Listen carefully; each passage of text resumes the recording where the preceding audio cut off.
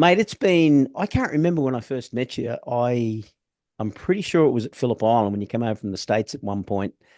And I remember distinctly, like it was, I didn't know Ian Groom at all. You were wearing the US leathers uniform, but I had the opportunity to listen to some of your coaching briefings with students, and I mean a couple of things really jumped out, and they're memorable for me. It was the sharpness of your coaching briefings, but also the fact you didn't write any notes like on the tank, and even to this day, I still look at that and go, I'm drifting that way, and I get it, but it was a real surprise.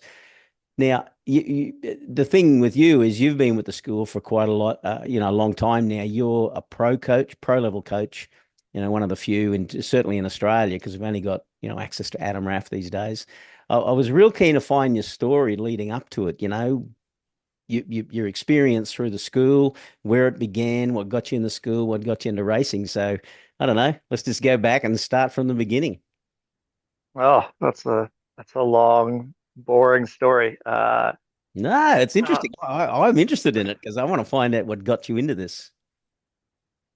well, I started riding motocross when I was, I don't know, 6 or 7 years old, and my dad got me, I don't know, some steel tank twin shocked bike, which I broke the suspension on in like a week or whatever. Yeah, right. But I basically raced motocross until I was 30, and I hadn't really ridden street bikes at all until my dad took me to the school as a student in 2007 for like a birthday gift. And, I went there and thought I was pretty hot stuff, because I was pretty good at motocross. And they were just ruthless towards me in a good way. They were just like, man, you don't know what you're doing. Like, you're going to get hurt doing this, which made me really motivated to get better. But I didn't really care too much about the road racing stuff. I really was still into motocross. And my dad ended up keep doing it. And he became a coach a couple of years later. And he was like, do you want to come coach? And I was like, Dad, I just, there's no way I have enough skill for that. And so I did some more track days and sort of fumbled my way through it. And finally, they asked me to be a coach. So, and that was like 2010, I think, was my first trainee day or whatever. Right. Wow. You're like you said you were doing motocross and all that. How come it was a move to the school and not a motocross school or something? Because I mean, it's bitumen. I did all that. I did motocross camps and raced motocross at, a decent level. And by then I'd graduated college. I had my career, and my boss I worked at a bank, and my boss at the bank didn't like the fact that I kept coming in with casts and crutches while wearing a suit.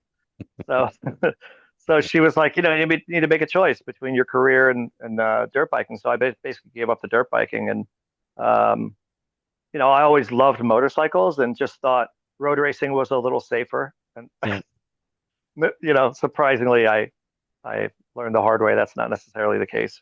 Yeah. Was your dad involved in road racing or anything? Because I mean, he's still there as a coach, and someone we all got great respect for. Was he into road racing versus motocross? No, so he didn't ride motocross at all. In fact, the first time I let him ride my motocross bike, he broke his wrist, and then he had to hide it from my mom because they were divorced, and she was going to take my bike away if she found out. So he hid it from her for like a month until he flew back to England where he lived, so he could get a cast put on. So basically, he rode it, broke his wrist, and was like, "You can't tell your mom." So no, he road raced a little in the I don't know in his teenage years, and he just gave it up. But he didn't start again until he was 55, Right. basically at the school at the same time I did. Yeah, wow. Yeah, because I remember when I started as I find out now at the same age as your dad. Yeah, Interesting. A young bloke. yeah. I was gonna say, yeah, you got a lot of good years left in you, obviously with the riding. So Yeah, well, particularly, if your dad's the benchmark, because he's getting on, almost 10 years older than me. What was that journey for you like? What was involved in you getting from that level, entering in, and then getting to pro coach? Because, I'm aware of the system and the checklists and all that, and I'm down towards the bottom, and it's a ton of work and dedication to get there. What was that journey like for you? yeah, I mean, obviously it's hard work for any coach, and I was part time for the first. I want to say 7 years. Um, I did like 2 weeks a year. That's all I could. That's all. Like the only time I could get off work. Yeah. So I didn't really move forward very much. And then I went full time in 2017, and I I think part of it was my dad was a four-star coach when I got there, and he was the fastest coach to ever move through that program. So that was some motivation right there. Yeah. Um, but I wanted to also make my own way. I wanted to make sure everyone knew that it wasn't because my dad was there that I did everything on my own. So I really worked hard at it. And obviously, the better understanding you have of the tech, I think your riding improves because of that. And so that really helps with my racing, and the better my coaching became, the better rider I became, and the easier coaching became, and then the easier racing became. So it was just this nice long, it was a long, very difficult journey, but it was all worthwhile in the end. Now I can sort of ride at a pretty high capacity without a lot of uh, without a lot of errors or a lot of bandwidth being taken up, which is nice. It's great for coaching, Yeah. and I can do racing fairly safely and ride at like 80 or 90% of my max pace and not really make an error that's going to kill me, hopefully, except for a few weeks ago. Yeah, it happens. Did like you when you started this, you weren't road racing. When did you begin road racing in that time frame? Same thing around 20, once I became full time, so around 2016 or 17. Yeah. Um, I think, yeah, we just started. I just thought that would help with my riding and help with my coaching. So I just did some sprint racing, and then me, my dad, and a couple of coaches did some endurance stuff, and that was really what sold it for me, because it was just it was fun to put all the stuff that we talked about in the coaching stuff Yeah. into practice. Yeah.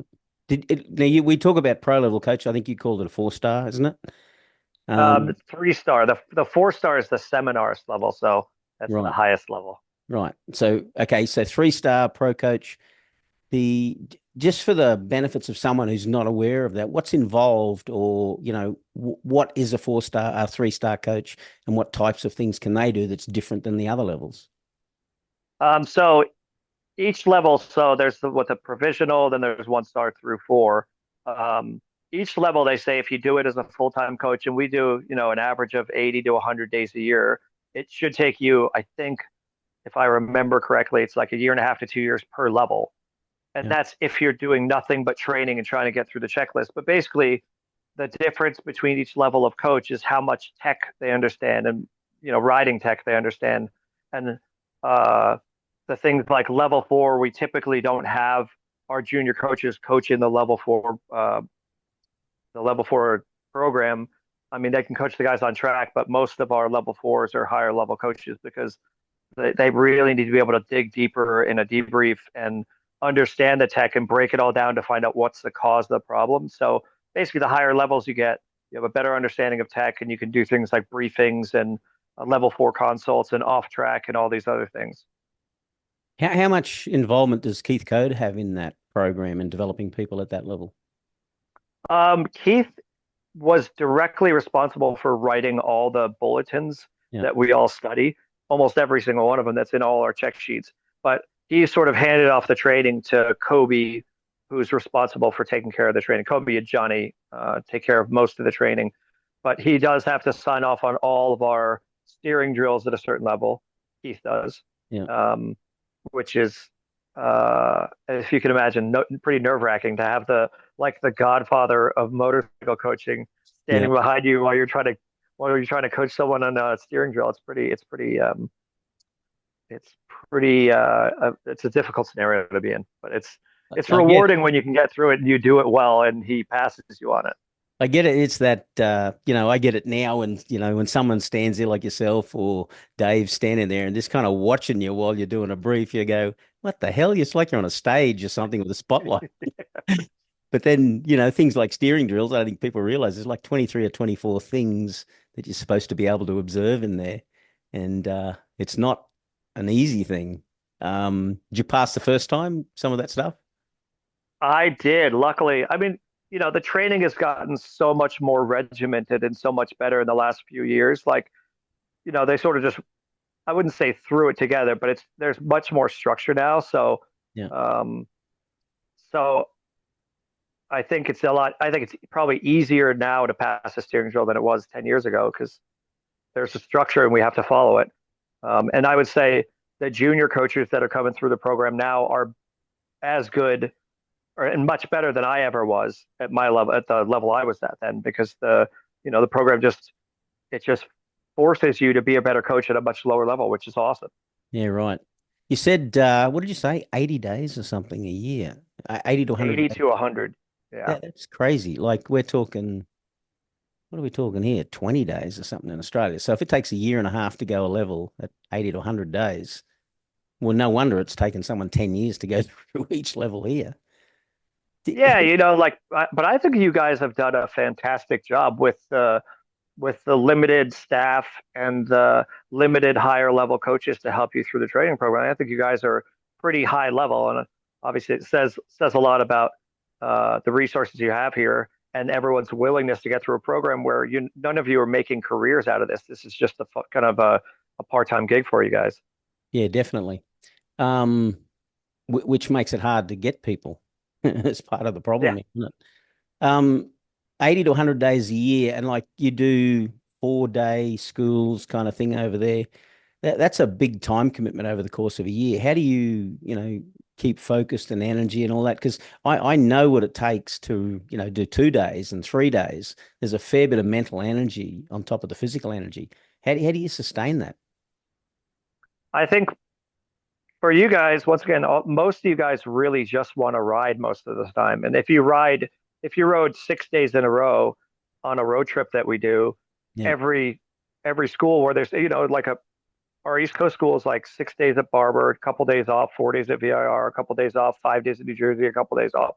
If you rode every one of those, I think it would definitely wear you out. But we get the luck that we get to rotate with other coaches. You know, so a lot of times I'll do level four consults or I'll be an off track, I'll do video reviews. So we have other things we can rotate in and it just keeps it from becoming monotonous and uh, helps like we can volunteer to be in level four if we're getting tired, if it's really hot. So it's it's tough the first few years, but once you've done it for a while, you sort of figure it out.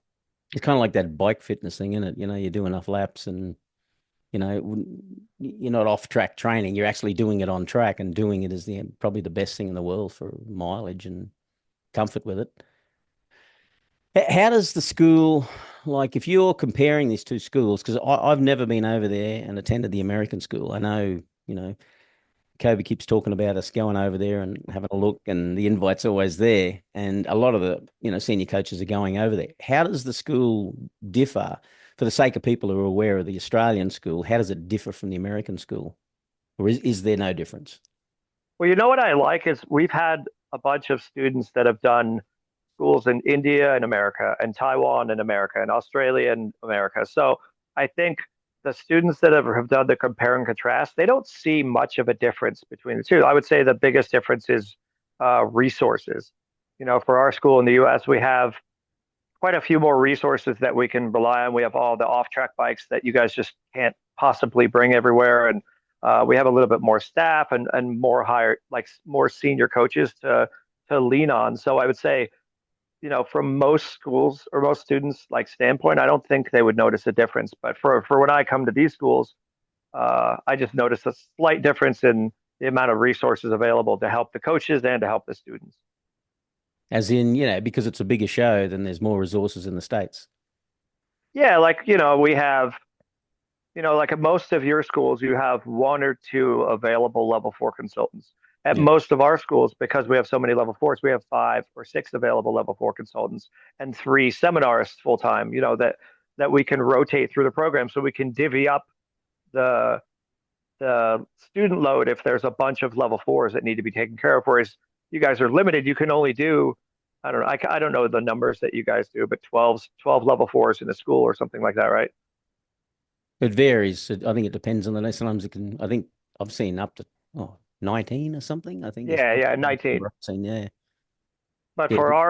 for a lot of our schools that are similar size and the similar student numbers, we're some days we have 30 or 40 level four students. Oh, really? Yeah, yeah, in a day. I don't think we've ever seen that. Do you think they're like you've attended a heap of Australian schools. Do you think the American school has more of a bias towards races than the Australian school, which kind of, for me, no. No, no, no. Sorry.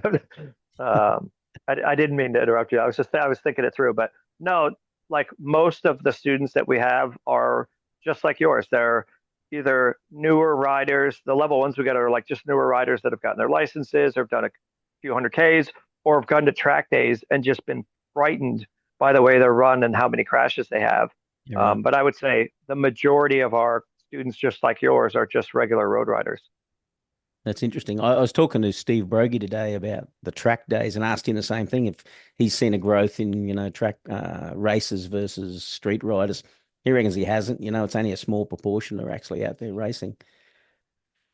Um, Speaking of racing, you've been racing for a number of years. Are you're still doing that, or is that something that you're starting to now that you're getting older and more frail? Is that Hey, something that you're backing off on, or are you still racing? no, no. I mean, I would say the only limitation I've had on my racing is time and money. Obviously, we know racing's expensive, but I think it keeps me sharp, and it's basically what I work towards every year. Like if I can, I've basically just switched to only doing endurance races rather than sprint and endurance races, just because of the safety factor. Sprint races tend to be a little more, uh, let's say, the riders in a sprint race are willing to, you know, get passes done in an 8 lap race that they won't do in an endurance race. So uh, I do like the safety aspect of the endurance stuff, and obviously the amount of time we spend on the bike lends us towards being able to ride for a long time without stopping. So anyway, the endurance really suits us well. So no, I wouldn't. I'm not stepping away. In fact, me and my race partner in the U.S. are talking about gearing up for a full season next year. So Yeah, interesting. Do you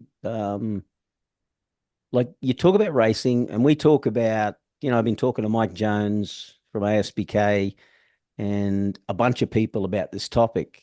You're racing.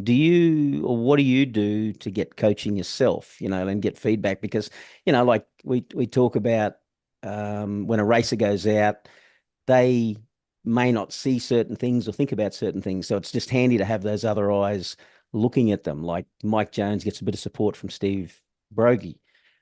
What do you do? Do you get that kind of support? Do you think about that?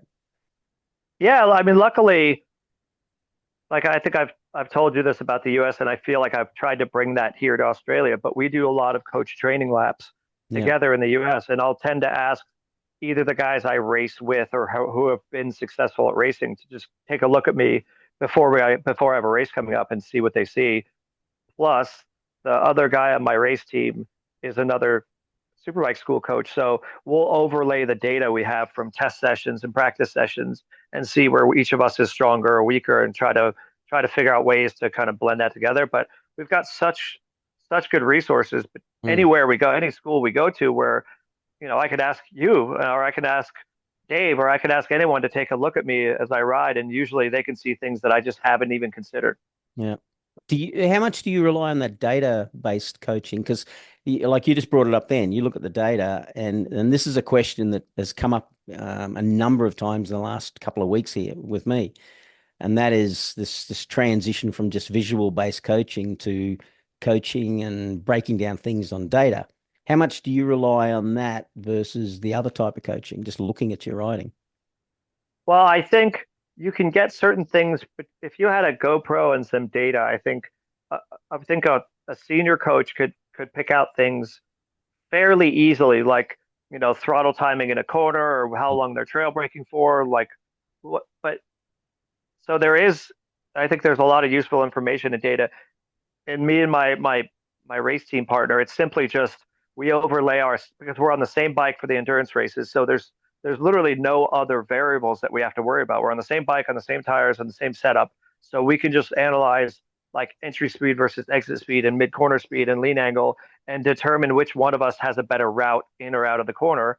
Right. I think I think it may be a little more challenging if you didn't have someone's data to overlay, someone who was good and fast and you knew they were online kind of thing. But um, I I think it is I would imagine it's probably the way that MotoGP riders get coached. I Yeah. don't think their I don't think their coaches are chasing them around on a racetrack on a bike, but I think they would be looking at videos of other riders on the same circuit in the same line and overlaying some data if they had data to share. And I think they could do a pretty decent job at coaching without ever seeing the rider ride. Yeah, right. I was talking to Steve Brogy today about that specific topic, and I think like we were talking about the idea that different riders can take different lines, so it's not just one thing. You could both show the same data, but it's a completely different line and it's applied differently. So the visual aspects have to go with the data. Absolutely. And I think the comparison I most recently made was let's just pick one corner at Barber Motorsports Park in Alabama. My my my partner and I, we overloaded data, and he was, I don't know, he braked a little bit later. He was a little bit faster into the corner, let's say 15 miles an hour, but our apex speed was almost identical. But the time he got to that apex speed was later than me, so I was on the gas earlier. And what that equated to was I was gaining an extra 20 miles an hour at the end of the straightaway that he never got.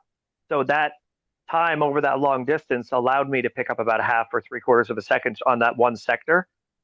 And so that alone meant, like, yes, you need the visual aspect, but what that meant is that my route for that section was probably the better choice. Right. As guys tend to brake late and lean on the front end a lot of the bike, and that there's nothing wrong with that. Um, but if it costs you at the end of a long straightaway, then it's not a fair trade off. And we talk about that a lot this school anyway. So Yeah.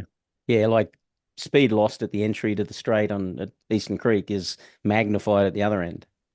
exactly, and so if if you can understand the math and you can understand the gains on either end, then you could probably coach someone just using data uh, if you had data from another rider or a good racer who you knew was going quicker than you. At least you could manage that sector a little bit better, I think. Yeah. I tell this story to people because it's one that's really affected me, like in a positive way. And it's something that's like glue in my brain. It's stuck there. I went out and we rode a couple of laps with you around Phillip Island. I think this is where it started. And we did a couple of laps. And I remember, I thought my pace into turn two was pretty good. Drift out into a double apex corner and all that. And we get back in, and I thought, I'm thinking you're probably going to give me a positive comment. Yeah, that was pretty good for that. And you come in and you go, and you said, quote unquote, you go, man, your apexes are shit. I go, huh? And it has really stuck with me, like someone got a note on it with a dagger and tagged it on my shoulder. It has not left, but it had a really significant effect on my riding and what I think about, particularly in my riding, but also in coaching level four students. Tell me about your thoughts about apex accuracy, why that is so important, and I just want to explore your mind. Wow. Well, I'm sorry. I'm sorry I hurt your feelings a little bit, No, no, but no, no. You didn't hurt my feelings. Like I said, a really big impact in a positive way. yeah, like I have a really high expectation of coaches. Yeah, Um, Probably too high for a lot of newer coaches, but I do think we need to be the example for other riders and for the students for sure. And uh, the reason I've found with Apex Accuracy, especially, why I push other riders and other coaches into it so much is, from the consistency factor, it's much easier to be consistent in the corner if you know that every time you steer the bike, you're going to put it in relatively the same spot, right? yeah, Um, so the speed you can carry into that corner, you can increase if you know every time you steer the bike, it's going to be within a couple inches of the apex. Then you can start working on picking up your entry speed or carry the brakes in longer or get in the gas harder at the exit. And if you know the route's always going to be the same, I think it gives you more options whether you're going to ride for track day or do some racing. But if you're a foot or two off an apex every time, it means you don't really know either don't know the correct line or don't know how to get the bike on the correct line. So increasing speed when you're already making an error, and I would call missing an apex by a couple feet an error, then adding speed to that, it's not going to make the error better. It's going to make it worse. And so usually I've got I would say a pretty normal routine how I coach my level fours, and it's work on accuracy, Once you get the accuracy, work on their consistency. Once you get the consistency, work on their drive out. Once they get the drive out, I work on their entry speed, and then somewhere in the middle of all that, we'll work on some body position stuff to help them get there a little bit easier. Yeah. But isn't it more than just that? Like you talk about, if you can hit the same spot every time, what if I can hit the same spot a foot from, a real tight apex? I can hit that every time. Isn't it also about the straightest line through the corner and the shortest distance? Of course, yeah, yeah. So, if you're looking at any corner, people talk a lot about body position and how much body position affects lean angle. And sure, if you're hung off the bike really far, you can reduce lean angle. But the best way to reduce lean angle, I think, is to run the straightest line through the corner. Right. You wouldn't have to hang off as far, but it's the straightest line through the corner is also going to use less lean angle, which means the suspension is going to be more efficient. And it also means you're going to have more access to available traction. So, there, I would say there's a pretty good range in there where you can be close and not spend so much time on accuracy that it starts impacting other parts of your riding. But yeah, if you got it within 6 inches or a foot every time, that'd be pretty good. Yeah. Isn't there some data that floats around? Like if you're half a meter away from a tight apex versus being up hard against it, there's some equation or number floats around how that lengthens the corner. Like you can add Of course, meters to the corner. of course. And if uh, we get a lot of students that are really smart in either engineers or physics or just really good at math. And I've asked this question to them, but I said, in a flat 45-degree corner, if you're a foot off an apex, how much further have you traveled around the corner? And they give me whatever the number is. I don't know, 1.6 feet. Now, if you do that in every corner, and if a track like Phillip Island has how many turns? 12, 12. 14? 12. Yeah. So if that means you've traveled an extra foot and a half or 2 feet in 12 more turns, what's the total distance you've traveled extra? So Yeah, right. it's the easiest way to reduce your lap time is to be accurate and to be on the straightest line without having to spend a lot of money on equipment or suspension or get better tires. You could just run the straightest line to the corner and you could reduce your lap times just by running less distance. Interesting. What do you think if someone's going to go to the school like a level 4 student, what type of advice would you give them to get the most out of a day with the school? Is there any thoughts you got about that?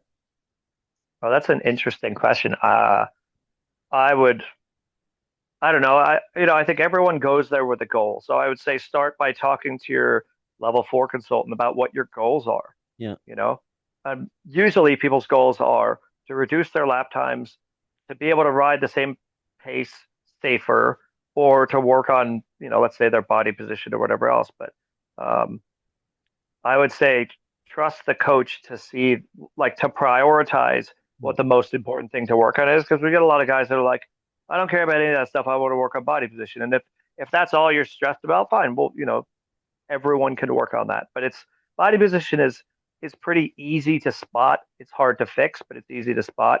Yeah. Um, but I think the strength of the really good level 4 consultants or really good coaches is to see the things that you're not even thinking about that will help you reach your goal without you even knowing about it. Yeah. That makes sense. It does. No, it does. Because I remember we've talked about this a number of times, like the student comes in and they do want to work something, but then, the lines are all over the place. And you go, well, what's the point of having a beautiful body position? Maybe if your goal is to get photographs, but at the end of the day, that's not going to gain you anything. There's more gains elsewhere. What do you like a pro level coach, 3-star, 4-star? What's the next level? Where do you go from that, in terms of self-development and knowledge? Is it more about retention or is it, opportunity to expand more?